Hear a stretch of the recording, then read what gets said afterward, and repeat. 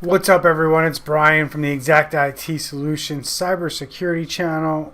Welcome to another video where we try to educate you on how to protect yourself from cyber criminals and ransomware and all those things. And you probably stumbled on this video because you're searching on how to avoid ransomware. So that's what we're going to talk about today. We're going to get into how can you avoid being the victim of a ransomware cyber criminal hacker. Let's get into it.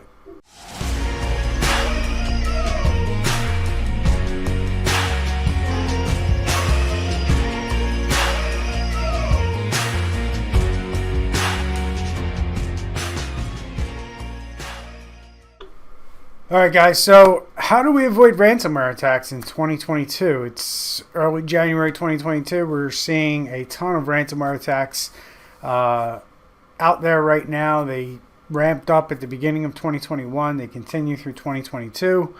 And how do we stop ransomware attacks, right? And how do we prevent being a victim of a ransomware attack? Well, unfortunately, that answer is not so simple. There's a lot of different scenarios that you could be in. You could just be an individual user at home who's looking to protect their home network, or you could be running a company and you're concerned that you're going to get hit with ransomware and you want to know how to protect yourself from these ransomware attacks and how to prevent them. So that's what this video is about. That's what we're going to talk about briefly, get into some of the things that you can start doing. But let's look at the statistics first. We know that 85% of ransomware happens through a human being tricked into doing something through social engineering, through phishing, however these cyber criminals, whatever vector they use to get to you or to get to the human involved in starting the ransomware attack.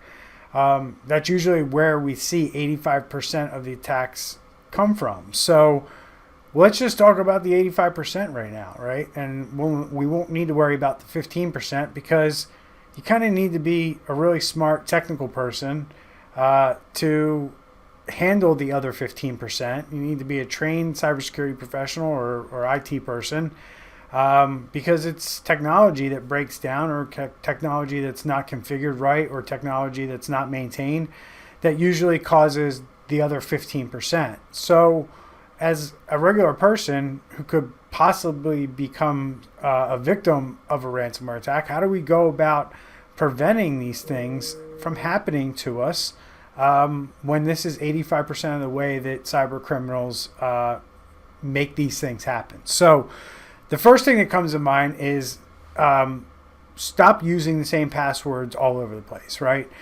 You're like, well, how does that prevent ransomware? Well, ransomware attackers, what they need first before they can deploy ransomware is something called access to your network. It's called access. And usually they outsource that or somebody else gets the access and then they hire the ransomware criminals to come in and do their dirty work. It's usually not the ransomware criminals today who are getting access to your computers or your networks. It's other cyber criminals who are able to do this, and then the ransomware criminals come in as kind of like an affiliate or a third party and do the ransomware damage once they have access. One of their favorite things to do is to go in the dark web, find compromised passwords, and then go try to log into various services or various networks that they might be able to get access to using credentials that they found on the dark web. So for instance, in a couple years ago, it was probably 3 or 4 years ago, LinkedIn got hacked and all of their LinkedIn passwords ended up on the dark web. And if you didn't change your password from what you were using on LinkedIn, essentially your password was out there for any cyber criminal to come along and use. And that's what these cyber criminals do. They wait for you to make a mistake, like using the same password across multiple sites and never changing it. And then one day they stumble across a combination of your email address or your username and a password that you like to use. And they start just trying to log into different websites, different banking websites, in hopes that they can find the bank that maybe you're banking with. Different social media account sites, maybe hoping that they can overtake your social media and use your trust with your friends and family to maybe exploit them or pull off some kind of scam. And also get into your computer or your network by simply sending you a link or some kind of text message through smishing, where they text message you a link and you click on it and now they have access to your phone, or they're calling you and they're asking you to do something like go to your computer and go here. There's all kinds of different ways that these cyber criminals can get into your computer and get that access once they have these passwords and usernames in their hands. So don't use the same password across multiple sites, and use a password manager. Password managers make this simple to use, a simple tool that allows you to create a complex and unique password on every site and everything that you log into.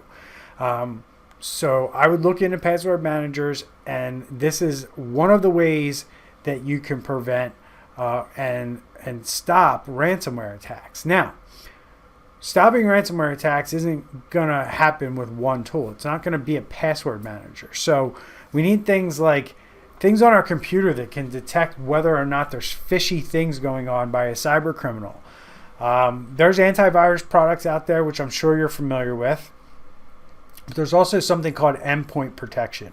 And Endpoint Protection is kind of like the more advanced, cutting edge antivirus or security product that is out there. It does a lot of different things besides just your traditional antivirus and your anti-malware. You know, there could be a lot of different features built into different products, but the days are over where you want to be using a antivirus product, or a product that says antivirus on it, and you especially don't want to be using a free one. Now, I know there's a lot of people out there who are going to be watching this video and saying, hey, Windows Defender is just fine. And there's people in the IT world that think Windows Defender is just fine. In certain cases that may be the truth, but in most cases that's not going to be the case. You're going to need an advanced endpoint protection product on your system to protect you from all the threats that are out there. And we're not talking about just when ransomware gets deployed. We're talking about when they get in the network or get into your computer before you realize or know that they're there. These products can be good at detecting these types of things. So, the second thing you can do is invest in a good endpoint security product for your computers or your business or your network, and that's going to help you be able to prevent ransomware attacks.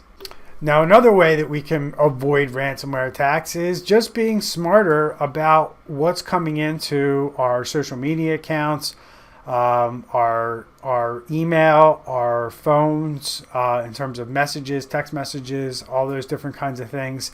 Cyber criminals are using all these ways to get to you. They're trying to send you phishing emails. They're trying to get you to click on things on social media, through your feed, through direct messages.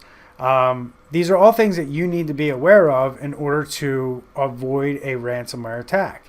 So one of the things I would highly recommend that you do is make sure that you have a way to learn about the different tactics and ways that cyber criminals are attacking people today. Be very, very, very careful about what you click on and what you open, especially from attachments and links from people that you may think that you know, but it really wasn't them who sent it. So I'm going to break it down for you like this. Let's say you and I are friends, and we email each other regularly. And then one day, a cyber criminal takes over my email unbeknownst to you and starts sending you messages that look like it comes from my email address, my email account. And it says, hey, check out this, this thing, right? And, maybe it was something we were talking about recently. And it's just a link to a website. And it says, yeah, when you open it up, just click run, right? So you go to the site, you click on it, and you click run, and you do it because I'm your friend, and you think oh, it's okay. Bryan sent it to me. No worries. And then I click on that link, and the next thing an hour or two later, I'm getting this ransomware thing popping up on my screen. And I really don't know how that happened, other than Bryan sent me an email and I clicked on a link. So just because you get an email from a friend doesn't mean you should click on it. And these are the things that you need to be aware of. You need to be extra vigilant these days with the things you click on, the things you open, and just because they came from somebody you know or trust, or it looks like the email address of somebody you know or trust, I would always err on the side of caution and question it. Call that person up. Hey, did you just send me this email? They may not know that their email account is hacked, and now you're helping them recognize that they have a problem. And if you do encounter a situation where a friend or you are being told that you're sending emails to people, you want to change your password on your email as quickly as possible. This means a cyber criminal is logging into your email and sending out these messages. And these messages are ways that people get tricked into clicking on things because they just don't think twice that their friend's email account could be hacked.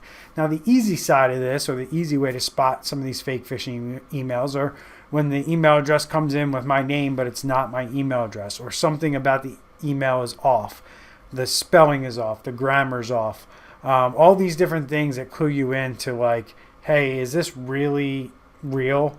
And then, sometimes you might fall victim to clicking on a link, right? So what happens when we click on that link? Well, a lot of times, you may or may not know that something was executed in the background, depending on whether or not you have admin rights. So I'm going to go out on a little bit of a limb here, and I'm going to kind of suggest something to everybody that might not sit so well with a lot of home users. Now, in businesses, and especially enterprise level businesses, this is nothing new to you in a business, but home users really need to consider, and I know this is going to be a hard pill to swallow. This is kind of like back in the 70s when everybody was told to wear a seatbelt. When nobody wore a seatbelt back in the 70s and prior to the 70s. When we started to figure out that seatbelts save lives, more and more people started to wear seatbelts. And this is kind of the same thing when it comes to computers. We've been so used to being able to set up an account with administrator rights on our Windows computers for so long that we think it's odd that somebody's saying, hey, don't do this. Well, if I told you there's one thing that can stop about 96% of the ransomware that's out there today, so if you really want to know how to avoid ransomware, you can just do this one thing.